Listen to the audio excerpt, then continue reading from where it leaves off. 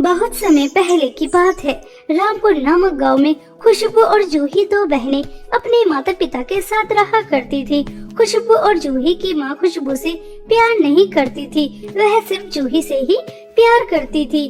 वह इसलिए क्योंकि खुशबू के जन्म से पहले वह बहुत ज्यादा अमीर थे और जिस दिन खुशबू का जन्म हुआ उसी दिन खुशबू के पिता का बिजनेस बहुत ज्यादा लॉस में चला गया और वह पहले से गरीब हो गए। इसका जिम्मेदार कमला खुशबू को ही समझती थी। वह उसे मनहूस मानती थी, इसलिए उससे प्यार नहीं करती थी। लेकिन खुशबू के पिता वह दोनों बेटियों को एक समान ही प्यार करते थे। ऐसे ही समय बीत रहा था। खुशबू का 15वां जन्मदिन आता है और वह खुशी खुशी अपनी माँ के पास आती है और उनसे कहती है, माँ, आज मेरा जन्मदिन है। मैं जानती हूँ कि आप मेरे इस दिन से खुश नहीं होती और मुझे विश भी नहीं करती। माँ, जो भी कुछ हुआ उसमें मेरी क्या गलती? आप वह सारी बातें भूल क्यों नहीं जाती? मैं तुझे अपनी बेटी नहीं मानती। जिस दिन तू इस दुनिया में आई थी और हम गरीब हुए, मैंने उसी दिन तुझे अपनी बेटी मानने से इनकार कर दिया। तेरी मनहूसियत की वजह से हमसे हमारा सब कुछ छिन गया और तू चाहती है कि तबाही वाले दिन को मैं सेलिब्रेट करूं। नहीं, ऐसा बिल्कुल भी नहीं होगा। चली जा यहाँ से, तेरा मनहूस दिन कभी सेलिब्रेट नहीं होगा। जूही बेटा कहाँ है? चल, आज तुझे मैं शॉपिंग करा के लेकर आती हूँ। बहुत दिन हो गए, तू अपने लिए अच्छे अच्छे कपड़े भी नहीं लेकर आई। ऐसा कहकर कमला खुशबू के ही सामने जूही को इस तरह से आवाज लगाती है। तभी वहाँ पर खुशबू के पिता आ जाते हैं और वह कहते हैं, अरे भाग्यवान, आज तुम्हारी बेटा का जन्मदिन है। आज तो सारी कड़वाहट छोड़ दो। अगर तुम खुशबू को अपनी बेटी नहीं मानते तो मत मानो। मैं तो अपनी बेटा का जन्मदिन बहुत अच्छे से सेलिब्रेट करूंगा। खुशबू अपनी माँ के प्यार के लिए तरस रही थी, लेकिन उसे अपनी माँ का प्यार नहीं मिलता। लेकिन वह एक बात से खुश थी कि चलो, माँ का प्यार नहीं मिल रहा तो कोई बात नहीं, लेकिन उसके पिता तो उसके साथ हैं। इसलिए वह अपनी आंखों के आंसू पोंछती है और खुशी खुशी अपने पिता के साथ अपना जन्मदिन सेलिब्रेट करने के लिए रेस्टोरेंट में चली जाती है। वहाँ जाकर खुशबू के पिता खुशबू का जन्मदिन बहुत अच्छे से सेलिब्रेट करते हैं और वह सेलिब्रेट कर कर घर आ रहे थे। तभी रास्ते में खुशबू के पिता का एक्सीडेंट हो जाता है और उसी एक्सीडेंट में तुरंत ही उनकी मृत्यु हो जाती है। अपने पिता की मृत्यु के बाद खुशबू बहुत ज्यादा फूट फूट कर रोती है और जब इस बात की खबर कमला और जूही को लगती है तो वह भी दौड़ते हुए वहाँ पर आती हैं और कमला खुशबू की बहुत पिटाई करती है और उससे कहती है, मनहूस, भर गया तेरा पेट अपने पिता को खाकर। अगर अभी भी भूखी है तो मुझे भी खा ले, अपनी बहन को भी खा ले। तूने मेरा मुझसे सुहाग छीन लिया। अगर अपना जन्मदिन सेलिब्रेट नहीं करती तो मर तो नहीं जाती। मैंने पहले ही मना किया था कि तेरे कदम मनहूस है। पहले हमसे हमारा कारोबार छीन लिया और अब उसके बाद मेरी बेटी से उसके पिता और मुझसे मेरा पति। तो बेटी नहीं, डायन है, डायन। मेरी नजरों से दूर हो जा। मैं तेरी शक्ल भी देखना नहीं चाहती। चली जा यहाँ से। माँ, मैं आपके दुख को समझ सकती हूँ। वह सिर्फ जूही दीदी के पिता नहीं थे, मेरे भी पिता थे। मुझे भी उतना ही दुख हो रहा है जितना आपको हो रहा है, लेकिन पिताजी की मौत का जिम्मेदार आप मुझे तो मत समझिए। पिताजी की किस्मत में जो लिखा था वह उनके साथ हो गया। हम किसी की किस्मत को तो नहीं मिटा सकते। देखा मम्मी कैसे कह रही है कि पिताजी की किस्मत में मौत लिखी थी तो इसलिए उन्हें मौत आ गई। अब आप इस मनहूस को घर के अंदर मत आने देना, वरना पता नहीं अपनी मनहूसियत से आपको और मुझे और न खा ले। मुझे तो और जीना है, मैं इसकी मनहूसियत से मरना नहीं चाहती। हाँ बेटा, तू बिल्कुल सही कह रही है।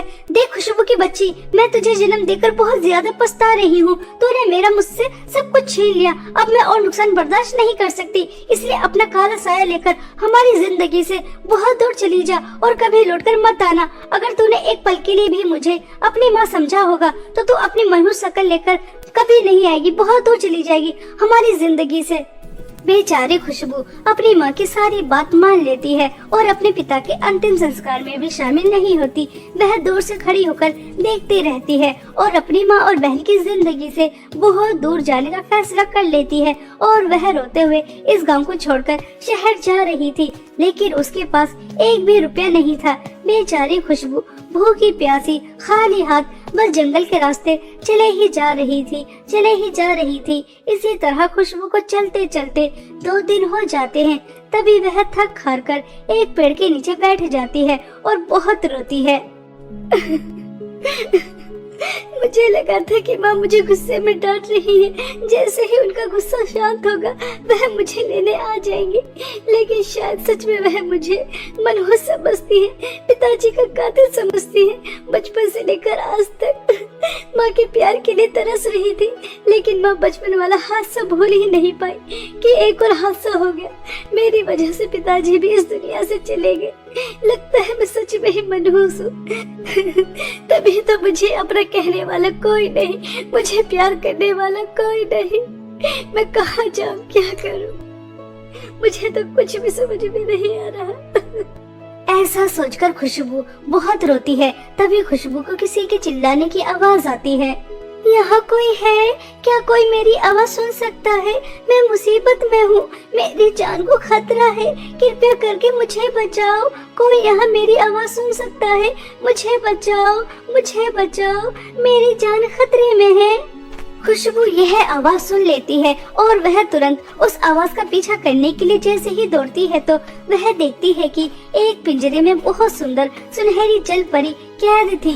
तभी वह उस सुनहरी जल परी के पास जाती है और उससे कहती है, जल परी सच में होती है? आज तक तो मैं सिर्फ किस्से कहानियों में ही सुनती आ रही हूँ कि जल परी भी होती है। हाँ, मैं सच में जल परी हूँ, लेकिन मेरे पास ज्यादा समय नहीं है, मैं मर जाऊंगी। कृपया करके जल्दी से यह जाल खोल दो ताकि मैं अपने जादुई सोने की नदी में जाकर सांस ले सकूं। आप चिंता ना करो, मैं अभी आपका यह जाल खोल देती हूँ। मैंने पढ़ा था कि जल परियां पानी के बाहर ज्यादा समय तक जिंदा नहीं रह सकती। आपकी जान को खतरा है, मैं अभी आपका ये जाल खोल देती हूँ। ऐसा कहकर खुशबू जैसे ही जाल खोलने के लिए हाथ आगे बढ़ाती है तो उसे बहुत तेज का करंट लगता है।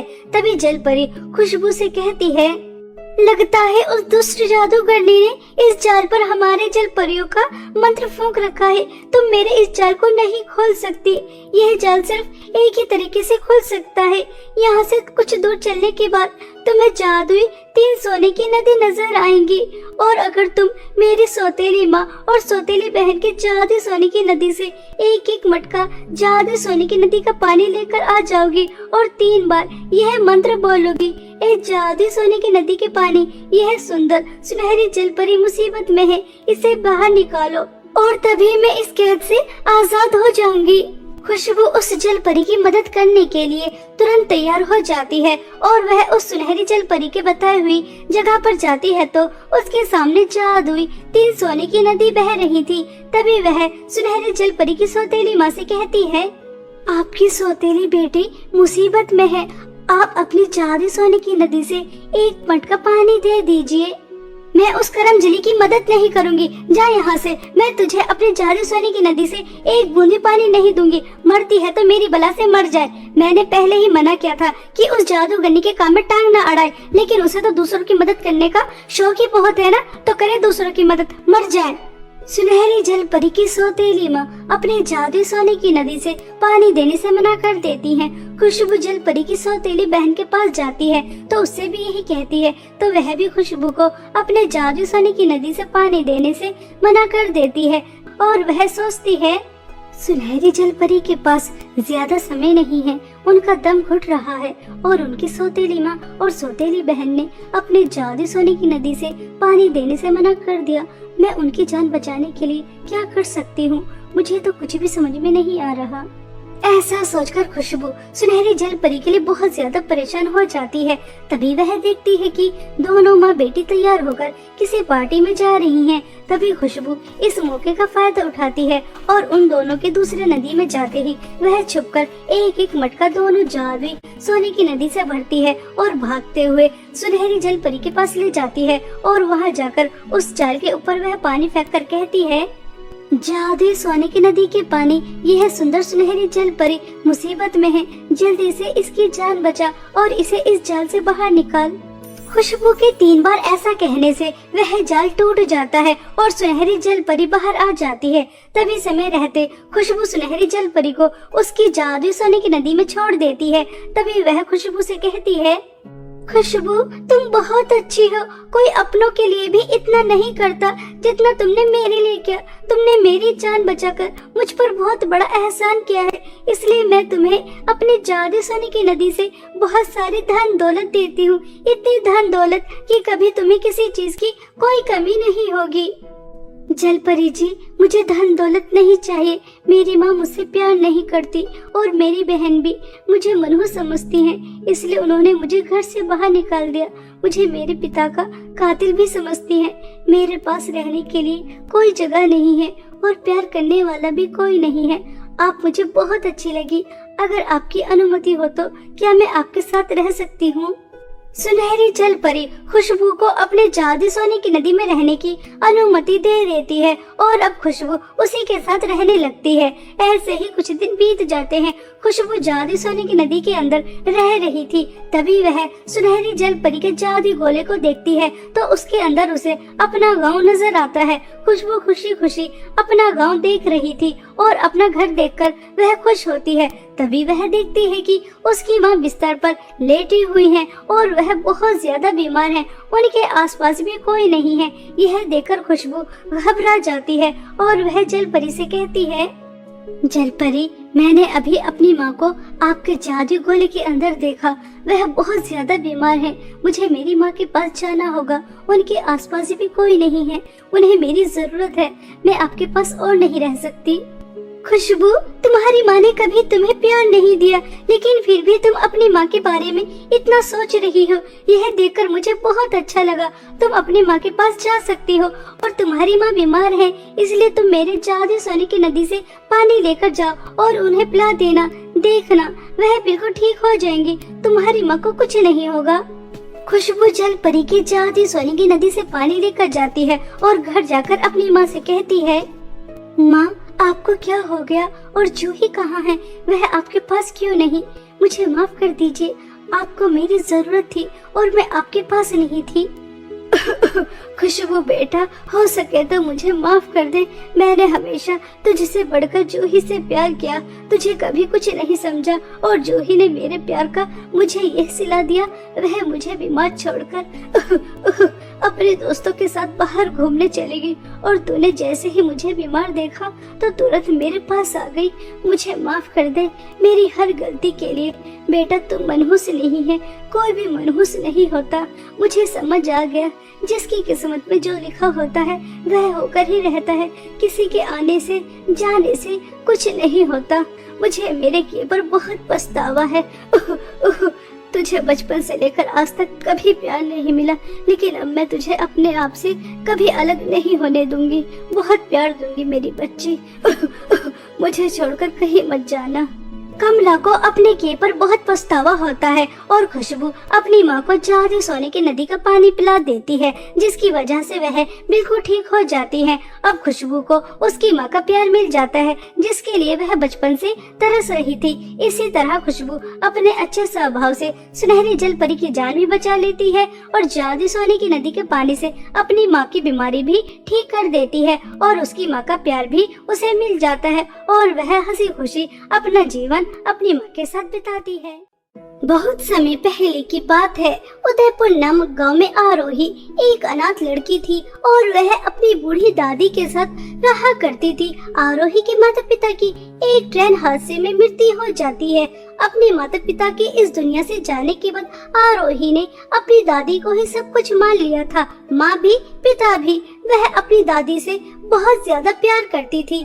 दादी बूढ़ी थी, इसलिए समय के साथ साथ वह कमजोर होती गई और बीमारी ने उनके शरीर में घर कर लिया था। आरोही गांव के एक बुटीक पर काम करने जाया करती थी, क्योंकि उसे सिलाई करनी बहुत अच्छी तरह से आती थी। इसलिए वह अपनी पढ़ाई के साथ साथ काम भी कर रही थी और अपना और अपनी दादी का ख्याल भी रख रही थी। ऐसे ही समय बीत रहा था। दादी, मुझे आप पिताजी की बचपन की बातें बताइए। आखिर पिताजी कैसे थे? शरारती थे, नटखट थे या फिर वो बिल्कुल शांत थे? बताइए ना दादी जी, पिताजी आखिर बचपन में कैसे थे? अरे बेटा, किशोर दास तो बहुत ही ज्यादा सीधा साधा बच्चा था, लेकिन बहुत ज्यादा मेहनती। बिल्कुल तुम अपने पिता के ऊपर गई हो। इतनी छोटी उम्र में तुम्हारे ऊपर इतनी बड़ी जिम्मेदारी आ गई और तुमने उसे बखूबी निभाया है। गांव के सरकारी स्कूल में पढ़ने भी जाती हो, वहां से आने के बाद बुटीक पर भी जाती हो और फिर अपनी इस बूढ़ी दादी का कितना ख्याल भी तो रखती हो। बिल्कुल अपने पिता पर गई हो। वो बिल्कुल भी शरारती नहीं था, बस उसे सबका ख्याल रखना आता था। हाँ दादी, माँ पिताजी कितने ज्यादा अच्छे थे। वो हमें इतनी जल्दी अकेला छोड़कर क्यों चले गए? अगर आज वो हमारे साथ होते तो कितना अच्छा होता। दादी दादी दादी, आपको क्या हो गया? मैं आपसे बातें कर रही हूँ। दादी, आप मेरी बातें क्यों नहीं सुन रही? दादी दादी, अपनी आंखें खोलिए। दादी, क्या हुआ? आरोही की दादी उससे बातें करते करते बेहोश हो जाती हैं। आरोही अपनी दादी को इस हाल में देखकर बहुत ज्यादा घबरा जाती है और वह तुरंत उन्हें हॉस्पिटल लेकर जाती है। डॉक्टर दादी के सारे चेकअप करने के बाद डॉक्टर जैसे ही बाहर आती हैं तो आरोही डॉक्टर से कहती है, डॉक्टर बताइए ना, मेरी दादी ठीक तो हो जाएंगी ना? वो ठीक तो है ना? प्लीज मुझे उनसे मिलने दीजिए। मेरी दादी को क्या हुआ? आज से पहले तो उनके साथ कभी ऐसा नहीं हुआ। वो मुझसे बातें कर रही थी, अचानक ही बेहोश हो गई। डॉक्टर बताइए ना, मेरी दादी जी कैसी है? मेरी दादी के सिवा इस दुनिया में कोई नहीं है, वह मेरी दुनिया है। प्लीज मुझे बताइए वो कैसी है? तुम्हारा उनके प्रति इतना प्यार देखकर मुझे बहुत अच्छा लग रहा है, लेकिन ऐसे प्यार का क्या फायदा जब तुम अपनी दादी का ख्याल ही नहीं रख सकती? क्या तुम्हें पता नहीं उन्हें कितनी बड़ी बीमारी है? बीमारी? दादी को कैसी बीमारी है? मुझे कुछ नहीं पता और दादी जी ने मुझे आज से पहले अपनी बीमारी के बारे में कुछ नहीं बताया। डॉक्टर बताइए ना, मेरी दादी को क्या हुआ है? देखो आरोही, मुझे तुम्हें बताते हुए बहुत अफसोस हो रहा है, लेकिन तुम्हें नहीं बताऊंगी तो किसे बताऊंगी? तुम्हारी दादी को इलाज की बहुत ज्यादा जरूरत है, क्योंकि उन्हें कैंसर है और उनका ऑपरेशन होना बहुत ज्यादा जरूरी है। इसलिए तुम 2 लाख रुपए का बंदोबस्त कर लो। क्या पता ऑपरेशन के बाद हम तुम्हारी दादी को बचाने में कामयाब रहे, वरना हम कुछ नहीं कह सकते। 2 लाख रुपए मैं कहाँ से लेकर आऊंगी? डॉक्टर आप चिंता न करो, मैं मेरी दादी को बचाने के लिए रात दिन मेहनत करूंगी, घर भी बेच दूंगी, लेकिन मैं मेरी दादी को कुछ नहीं होने दूंगी। आप मेरी दादी के ऑपरेशन की तैयारियां कीजिए, मैं आपको 2 लाख रुपए दे दूंगी, आप चिंता न करो। ऐसा कहकर आरोही हॉस्पिटल से वापस आ जाती है, लेकिन वह अंदर ही अंदर बहुत ज्यादा परेशान थी कि वह इतनी जल्दी इतने सारे पैसों का बंदोबस्त कहां से करेगी। वह बहुत ही ज्यादा परेशान थी। तभी उसे अपनी बुटीक मालकिन की याद आती है। मुझे बुटीक मालकिन सरिता आंटी के पास जाना चाहिए, वह तो मुझे कितना ज्यादा पसंद करती हैं। जरूर मेरे मुसीबत के समय वह मेरे काम जरूर आएंगी। हाँ, यही सही रहेगा, मुझे उनके पास जाना चाहिए। ऐसा सोचकर आरोही अपने आंसू पहुंचकर बुटीक पर जाती है। आरोही को देखकर बुटीक मालकिन सरिता कहती है, आरोही तुमने तो आज की छुट्टी ली थी, तुमने तो कहा था कि तुम अपनी दादी को हॉस्पिटल लेकर जा रही हो, फिर यहाँ कैसे? सरिता आंटी, मैं आपके पास बहुत उम्मीद लेकर आई हूँ, मुझे निराश मत करना। आपको पता है मेरी दादी को कैंसर है और उनका ऑपरेशन होना बहुत ज्यादा जरूरी है। मुझे 2 लाख रुपए की बहुत ज्यादा जरूरत है। क्या आप मुझे उधार के तौर पर 2 लाख रुपए दे सकती हैं? मैं आपके यहाँ रात दिन सिलाई करूँगी और एक एक पाई चुका दूंगी। आपको तो पता ही है मेरी दादी के सिवा मेरा इस दुनिया में कोई नहीं। प्लीज मना मत कीजिए, मुझे पैसे दे दीजिए। आरोही बेटा, तुम चिंता क्यों करती हो? मुझे तुम पर पूरा भरोसा है, लेकिन अभी मेरे पास तुम्हें देने के लिए पैसे नहीं है। लेकिन आज ही मुझे लहंगों का बहुत बड़ा ऑर्डर मिला है और तुम बहुत अच्छे लहंगे भी बनाती हो। अगर तुम यह ऑर्डर 4 दिन के अंदर अंदर पूरा कर देती हो तो हमें बहुत अच्छी रकम मिल जाएगी और तुम्हारी दादी का ऑपरेशन भी हो जाएगा। लेकिन यह ऑर्डर 4 दिन के अंदर अंदर पूरा हो जाना चाहिए। क्या तुम कर दोगी?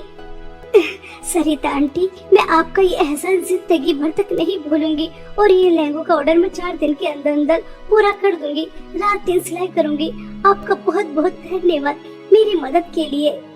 इस तरह से आरोही के चेहरे पर थोड़ी खुशी आ जाती है कि चलो मेहनत करने के बाद उसे पैसे मिल ही जाएंगे। लेकिन आरोही को कहाँ पता था कि उसी के बुटीक में उससे जलने वाली 2 लड़कियां रहती हैं जो हमेशा उससे जलती रहती थी, दिव्या और सुमन। तभी वह आपस में बातें करती हैं। यह करमजली अनाथ हमेशा हमारे रास्ते में आ जाती है। यह ऑर्डर तो हमें मिलने वाला था। अगर ये ऑर्डर हम दोनों पूरा करते तो हमें कितने ज्यादा पैसे मिलते, लेकिन बीच में आकर टपक गई, हमारा ऑर्डर ले लिया इस मनहूस ने। दिव्या, हमारी मालकिन ने इस आरोही की बच्ची को इस ऑर्डर को इसलिए दिया है क्योंकि ये लहंगे बहुत अच्छे बनाती है ना। हम ऐसे लहंगे बना नहीं पाते, उसका भी काम हो जाएगा और इसे 2 लाख रुपए भी मिल जाएंगे इसकी दादी की इलाज के लिए। दोनों में बहुत बनती है, हमेशा एक दूसरे के काम आती रहती है। दिव्या, कुछ तो सोचना ही पड़ेगा। हम इस आरोही की बच्ची को सबक सिखाना ही पड़ेगा। कुछ तो सोच ताकि हम इसे सबक सिखा सकें। सुमन, मैंने सोच लिया है। अब हम दोनों जो करने वाले हैं ना, वो ऐसा होगा जिससे बुटीक मालकिन का भी नुकसान होगा और इस आरोही की बच्ची का भी। अब हम भी देखते हैं कि कैसे अपनी दादी का इलाज करवा पाती है। हमसे हमारा ऑर्डर छीना है ना। देख, अब हम तेरे साथ क्या करते हैं, बना। जितनी मेहनत से लहंगे बना सकती है बना। उसके बाद हम जो करने वाले हैं ना, वो तेरी सोच से भी परे होने वाला है। बहुत मजा आएगा तेरी बर्बादी और बुटीक मालकिन की बर्बादी देखते हुए। बहुत मजा आएगा। ऐसा सोचकर दिव्या और सुमन एक बहुत खतरनाक प्लान बना लेती हैं। वहीं दूसरी तरफ बेचारी आरोही, वह 1 मिनट के लिए भी नहीं सोती। 4 दिन तक रात दिन मेहनत करती है और वह लहंगों का ऑर्डर पूरा कर देती है। तभी सरिता आंटी का फोन आता है। आरोही बेटा, तुम वह सभी लहंगे जो तुमने बनाए हैं वह शहर में लाला सेठ के यहाँ पर देकर आ जाओ और वो जो भी तुम्हें पैसे देंगे मुझे लाकर दे देना, ठीक है? संभल कर जाना। आरोही वह सभी लहंगे लेती है और शहर जाकर लाला सेठ के यहाँ पर देकर आ जाती है और लाला सेठ आरोही को जो भी लहंगों के पैसे देता है वह सभी लेकर शहर से वापस आ रही थी। तभी दिव्या और सुमन चोर का रूप लेती हैं और आरोही को रास्ते में ही रोक लेती है और उसे चाकू दिखाकर उससे सभी पैसे छीन लेती है और उसके बाद बेचारी आरोही की बहुत ज्यादा पिटाई भी करती है और सभी पैसे लेकर वहाँ से भाग जाती है। बेचारी आरोही वहीं बैठकर बहुत ज्यादा रोती है। अब मैं बुटीक मालकिन के पास क्या मुंह लेकर जाऊंगी? उनसे क्या कहूंगी कि रास्ते में चोरों ने मुझसे पैसे छीन लिए? पता नहीं वो मेरी इस बात पर भरोसा करेंगी भी या नहीं। कहीं वो मुझे लालची न समझ ले। उन्होंने मेरे ऊपर भरोसा दिखाया और मुझे शहर भेजा। मैं क्या करूं, मुझे तो कुछ भी समझ में नहीं आ रहा। वही दूसरी तरफ मेरी दादी हॉस्पिटल में जिंदगी और मौत की लड़ाई लड़ रही है। अगर 2 लाख रुपए का जल्द से जल्द बंदोबस्त नहीं हुआ तो उनका ऑपरेशन नहीं हो पाएगा और अगर उनका ऑपरेशन नहीं हुआ तो वो मुझे मेरे माता पिता की तरह हमेशा हमेशा के लिए अकेला छोड़ के चली जाएगी। मेरे दादी के बिना मैं कैसे जीऊंगी? मेरे तो उनके सिवा इस दुनिया में कोई नहीं है। मैं क्या करूं? मुझे तो कुछ भी समझ में नहीं आ रहा। कोई मेरा घर भी नहीं खरीद रहा। मैं क्या करूं? दादी का इलाज, मालकिन के पैसे, ये सब कहां से लेकर आऊं? हे ऊपर वाले, तूने मुझ जैसी अनाथ लड़की के ऊपर इतनी बड़ी परेशानी क्यों डाली? मुझे इस परेशानी से बाहर निकाल दे। मैं क्या करूं? इस तरह से आरोही बहुत ज्यादा फूट फूट कर रो रही थी। तभी आरोही के पास एक बहुत सुंदर परी आती है और वह आरोही से कहती है, आरोही, मैंने तुम्हारी सभी बातें सुन ली हैं और तुम बहुत ज्यादा परेशान भी हो। अगर तुम मेरी मदद करोगी तो मैं तुम्हें इस परेशानी से बाहर निकाल सकती हूँ।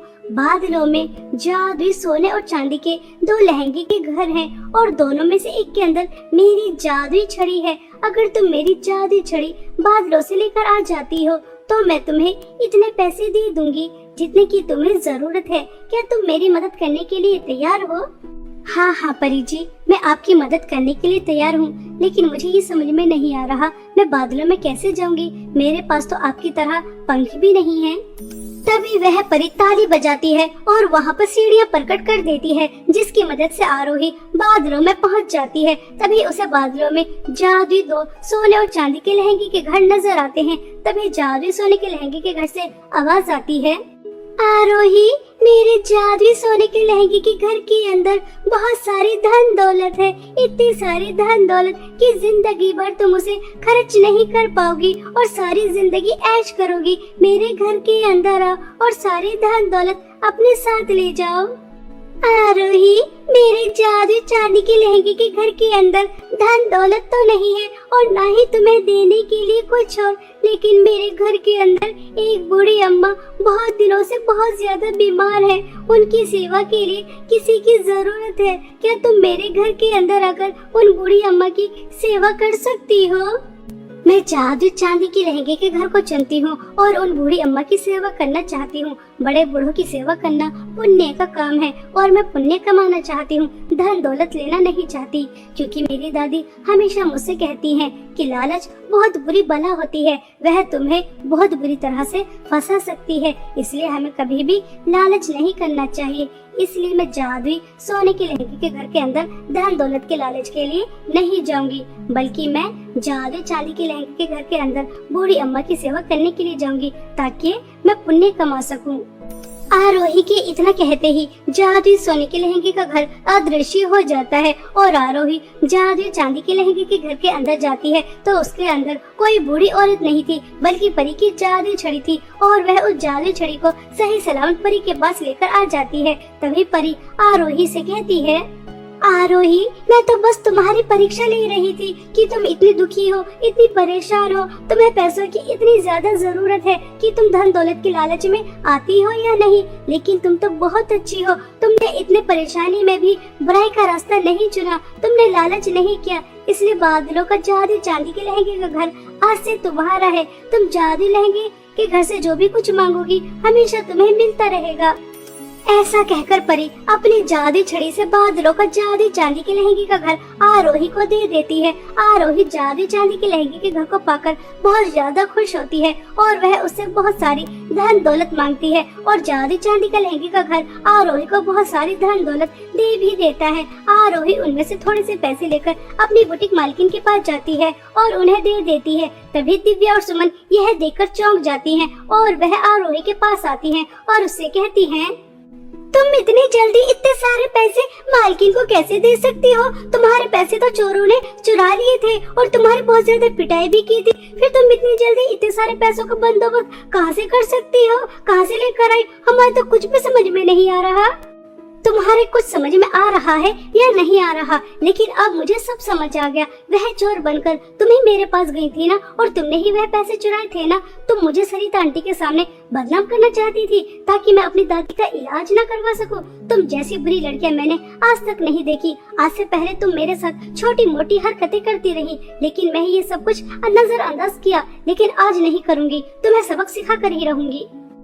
ऐसा कहकर आरोही सरिता आंटी को उन दोनों की सारी हरकतें बताती है। तभी सरिता आंटी दोनों बहनों को पुलिस के हवाले कर देती है ताकि वह आगे से किसी के साथ ऐसा न कर सके। दोनों बहनों को उनकी की सजा बहुत अच्छी तरह से मिल जाती है और वहीं दूसरी तरफ आरोही अपनी दादी का इलाज करा देती है और कुछ ही दिनों में आरोही की दादी बिल्कुल ठीक हो जाती है।